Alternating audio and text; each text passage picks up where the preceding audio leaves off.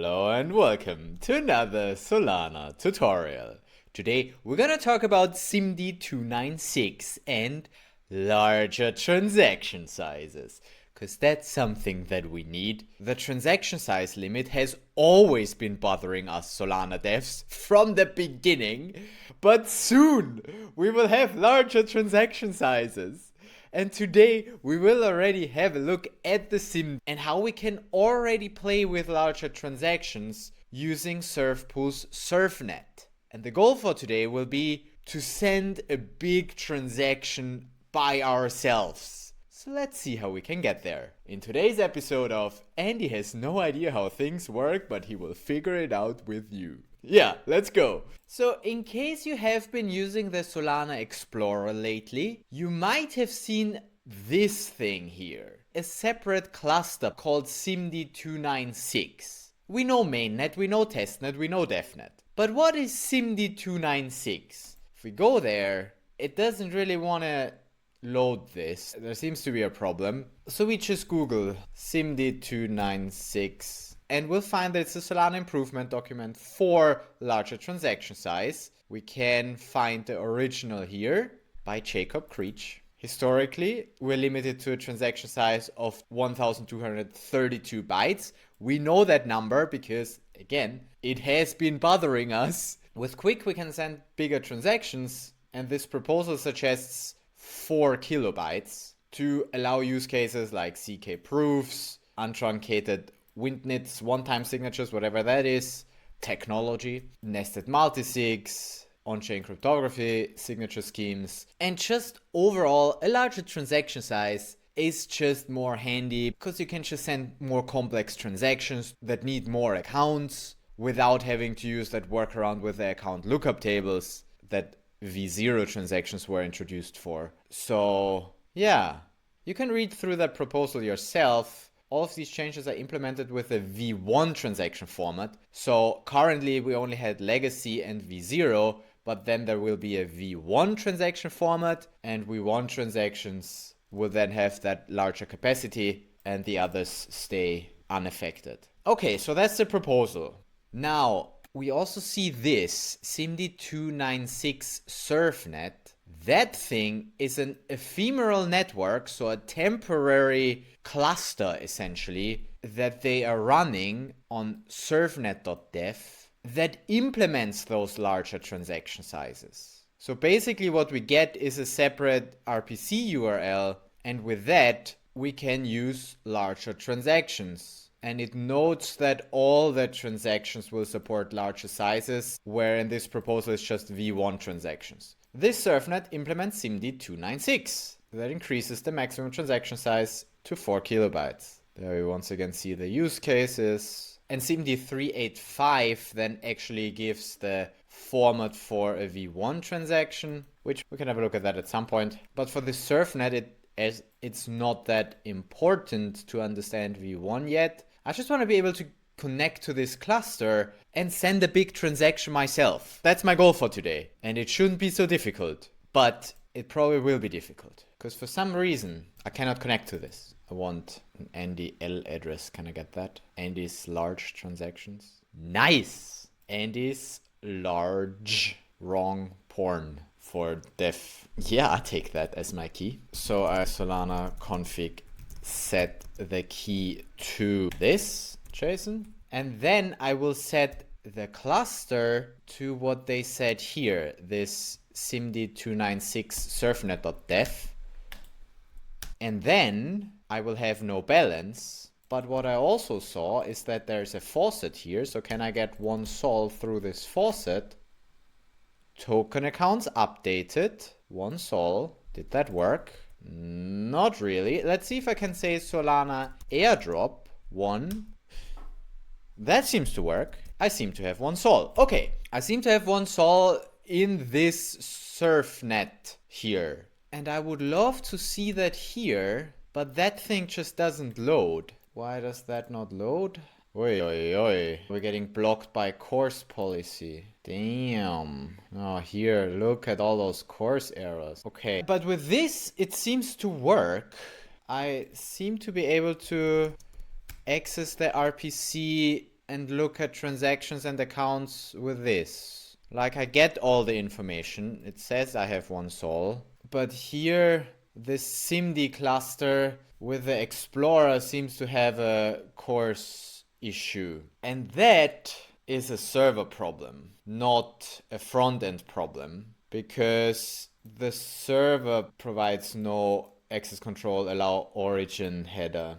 So I can't fix that directly. But what I can do is use a proxy. So I quickly let Claude write me this proxy that I just run on localhost, and it will forward to this target and use the right course headers. And I go here to a custom URL and I use localhost there. Then suddenly I can access this. So now it's routed through this proxy and it says localhost up here, but really it's the SIMD296, just that this isn't working. And I will let them know that this isn't working and they might fix it. So potentially, when you're watching this video, it should work again. Or maybe the entire surfnet doesn't exist anymore.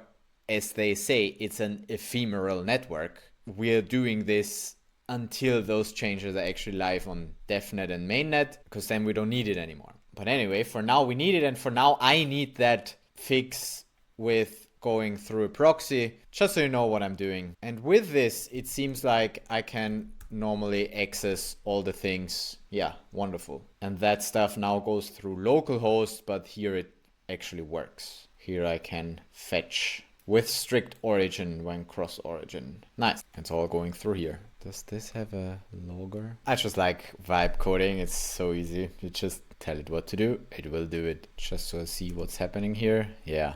Hey. So we see what RPC methods are being queried. So yeah, just vibe coding a bit. Nice. So with this thing running here, I can now not worry about that anymore. And I can now use the Explorer as I normally would through my local proxy.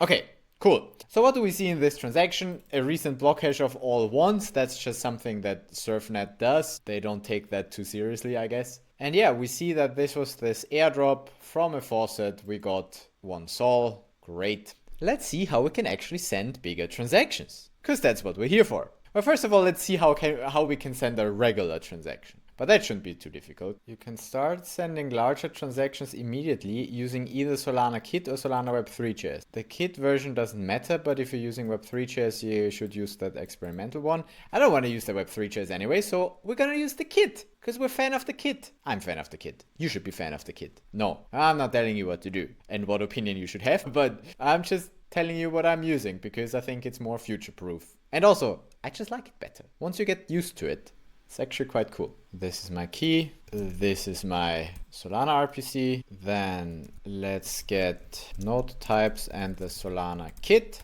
And then we just build a transaction as we usually do with a kit. We get a block hash that we put as a lifetime. And then we sign this transaction. We simulate and then we send that transaction. That's all we're gonna do here. So let's send an empty transaction. That should be small. Can I lock the size of a transaction? Here, sign transaction. Maybe through that base64 encoded wire transaction. Wait, if I get a transaction codec and I encode the transaction, then I'm getting bytes, right? And from that, I can say length. Hey. Let's see. That should be a fairly small transaction size, and that should hopefully work. Let's send the normal transaction.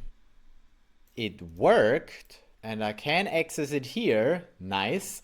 We use a surfnet safe hash as a block hash. Yep. And we're doing nothing. No instructions found, no program logs. Do we get the transaction? We do get the transaction version. It's a legacy transaction, so an unversioned transaction. And we don't see the transaction size here. Maybe in the inspector. Serialized size 134 bytes. And that's also what we logged here. Yeah, 134 before our simulation. Actually, I don't think I need a simulation. Forget that. I just want to have the size and the transaction. Perfect. Moi, that's cool. So that works. We can send a normal legacy transaction, but let's see how big we can make that by just adding random instructions or accounts or anything that makes the transaction big. How do we do it? Let's just do a bunch of accounts, because that's most often what limits us. We could also add like a bunch of signatures, but we do need an instruction to have accounts. Actually, no, we don't, but with a kid, it is easy if we just add an instruction. So let's just add an instruction. Let's add one instruction to which program? Should we do just a memo, maybe? Let's do a memo, because most likely the memo program is also on surfnet. Yeah, the memo program v1. Let's use that. And let's just get this to work. Let's just encode. This is a memo. Just to see that we can do that. And to see that the transaction size will be bigger. Yeah, there we go. Now we have a transaction size of 184. And this is a transaction that calls the memo program and logs this memo. And the memo v1 program doesn't actually log it. It just takes it as input because we don't want to waste CUs. Nice. Reflects current account state. How fun is that? They added this. Probably because I mentioned that in one of my videos. Yeah, anyway, even more stuff to look at. But yeah, okay. Good, anyway, we can send that transaction. Let's make it bigger. Let's add accounts. Actually, let's make a function that gets me accounts. I can't believe I'm writing code myself and not letting any iVibe code this, but okay. Such a plain old function like you do. So, for the accounts, let's just get random accounts. Let's get one random account here, and you get a type problem here. Oh, await this. Ah, there we go. Let's just get one random account, and then it should be bigger. It should be, yep, 200 something. Oh, access violation input. The memo program maybe doesn't like additional accounts. Could that be? Okay, no memo. Is the no op program a thing? Seems like. Let's do no op program. There we go. No op program doesn't care. So we have 217 bytes now, and our transaction looks like this. We have 3 accounts, the program, my account, and the random account. And the instruction literally just takes the account and that data, which actually now we don't need anymore because that's not the memo anymore. Let's just work with accounts. Let's just get 10 accounts in there to see the transaction size getting bigger. Now we have 500 bytes because we're using a bunch more accounts that we're putting into this instruction. It doesn't do anything with those, except it still decodes them and wastes CUs. So the no-op program is definitely not efficiently implemented, considering that it's supposed to do nothing. It's doing quite a lot, but whatever. We're just interested in the transaction sizes and how far we can push that, because usually the limit is 30 or 31 accounts. So 33 in total now. We are getting closer to the limit of the 1232. So let's do 2 more. Now we have passed the limit already, and that still worked. Look at that. We're just using all of those accounts, and that still just seems to work, even though the transaction is bigger than the max transaction size.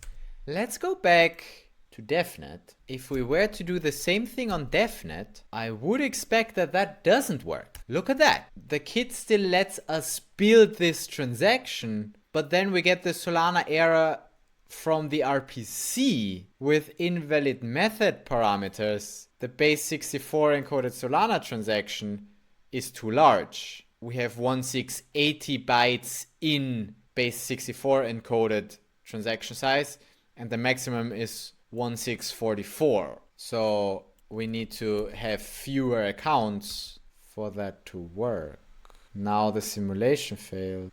What's not a problem? Attempt to debit an account but found no. Okay, yeah. Because I don't have funds on that account. But that would work. I shall send myself some salt. Okay, now try again. Now that works. With 1225 bytes, that's small enough so I can actually still send that transaction. But that's very much on the limit for DevNet. We can't do more on DevNet. On DevNet, we can't do bigger transaction sizes. But on our surfnet, let's go back to that and add a bunch more accounts. Let's say 100. Can we add 100 accounts? No. Transaction has 102 unique account address, but the maximum allowed is 64. Oh, I did not know this. There is a limit for how many accounts we can do we can only have 64 unique account addresses. Okay, wait, so I need to say 62 here because I already have this one and my signer. But that will work. That's like half the size. Something went wrong. Oh, what's going wrong here? Is this still on? Try again. Can I confirm it here? Yeah, that works. What's up with you? It seems broken now for some reason. It's all a bit buggy. Oh, encoding overruns uint8 array. What? What's happening here? What? Wait, try again. Encoding get transaction the response. Oh, because I get so much data here, or what? So many accounts, that's the accounts. And then encoding overruns uint8 array. So the data that is returned is too big, is what that says? Maybe? This is resulting in a bunch of other bugs. It's like, dude, you have too many accounts, okay.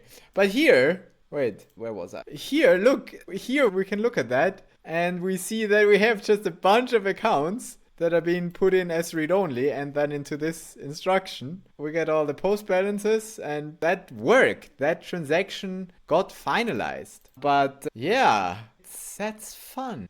And that is still a legacy transaction. Do you think it's different if we use a version transaction with version 0? This is, by the way, not a normal transaction anymore. Yeah. Also here the encoding overruns, but I can confirm it like this. That's just fun. That's just a bunch of accounts. I wish I could take so many accounts in my transactions on mainnet as well, because that's large. Okay. Block time 1970.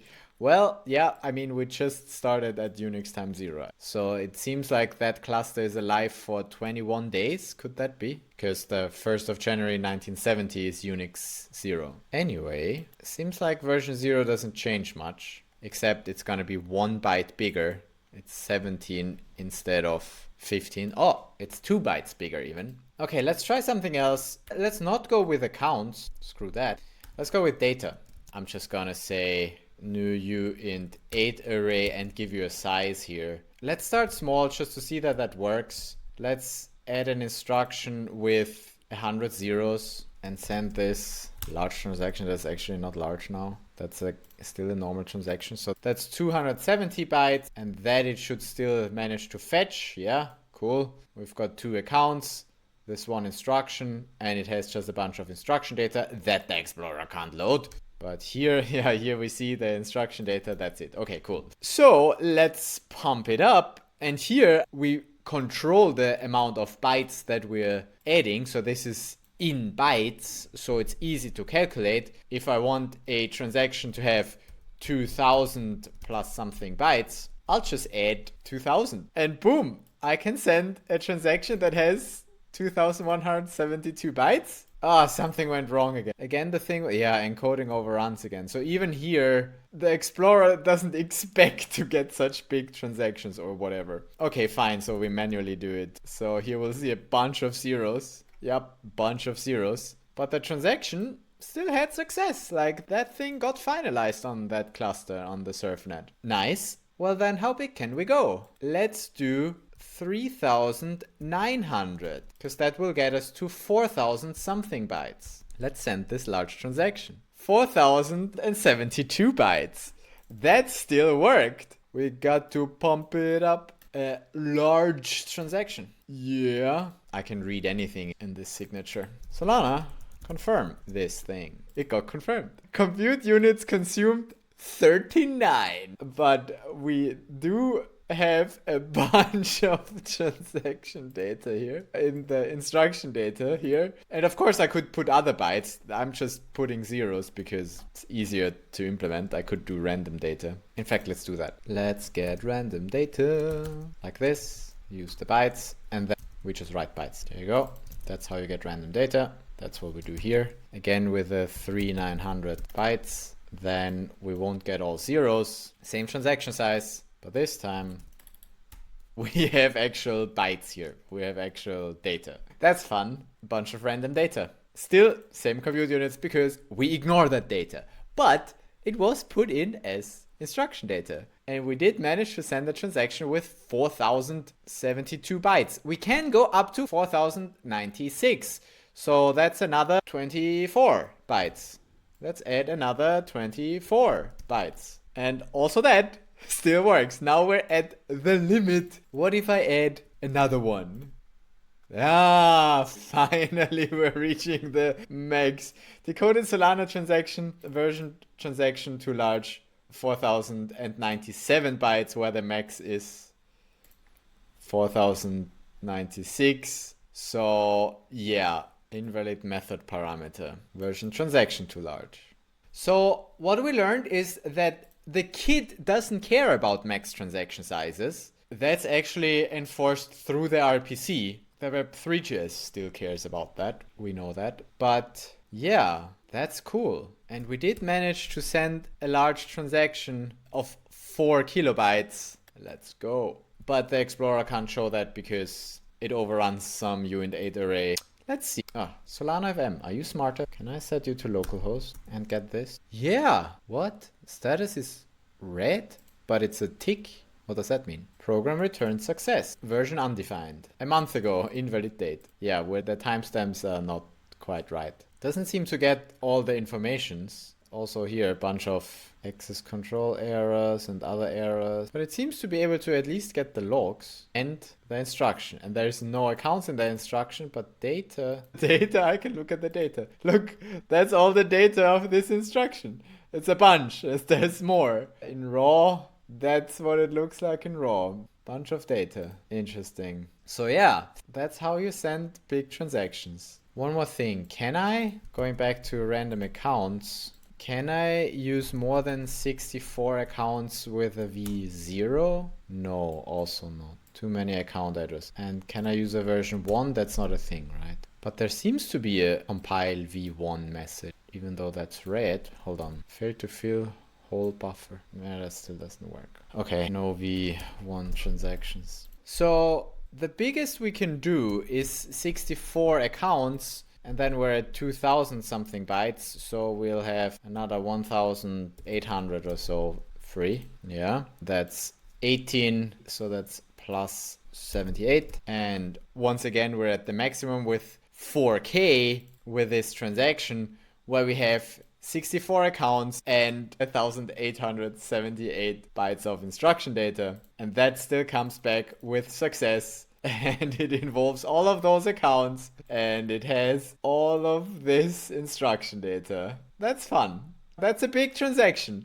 And we can send it on this surfnet. We can also confirm it here. That bunch of accounts, bunch of data. That's a big transaction. And we did not need to use account lookup tables. We can just put all of those accounts in directly. And there might be another SIMD that increases the accounts that are allowed. I'm not sure about that actually, maybe. But with the current implementation of the RPCs, we're limited to 64. But we have 4 kilobytes of total transaction size. That's pretty nice.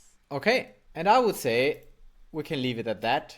We did look at SIMD 296. We saw how we can use this surfnet to send transactions that are 4 kilobytes in size. So if you want to play around with this and send larger transactions, if you have a use case for that, you can use this temporary network, this temporary cluster, to test stuff out. And eventually that stuff will come to DevNet and mainnet. And I'm excited for that. That's gonna be good. Speaking of good, I think that's good for today. We did learn a bunch of stuff. We did send a big transaction. We couldn't really look at it nicely with the Explorer because that's still very buggy. It's just not intended for those large transaction sizes yet, so there are still some bugs there. Also with those course headers, it's all a bit hacky still. It's a bit unstable. It's not a nice dev experience, but it is possible to get it to work and to test out larger transaction sizes. Pretty cool thing what the people from surfnet/surfpool developed here. If you're interested in surfpool and what that is, I made videos on that. Here's the playlist. Here's another video that you could watch. Give this one a like and subscribe if you have not done that already. And then I will see you in the next video where we talk about some other cool feature or tool or SIMD that Solana has or will get. So yeah, looking forward to exploring what's to come in the future. And I'll see you there. And meanwhile, Try out larger transaction sizes. We love larger transaction sizes. I'm excited about this. I want bigger transaction sizes. This gonna be good. Bring it to mainnet, please.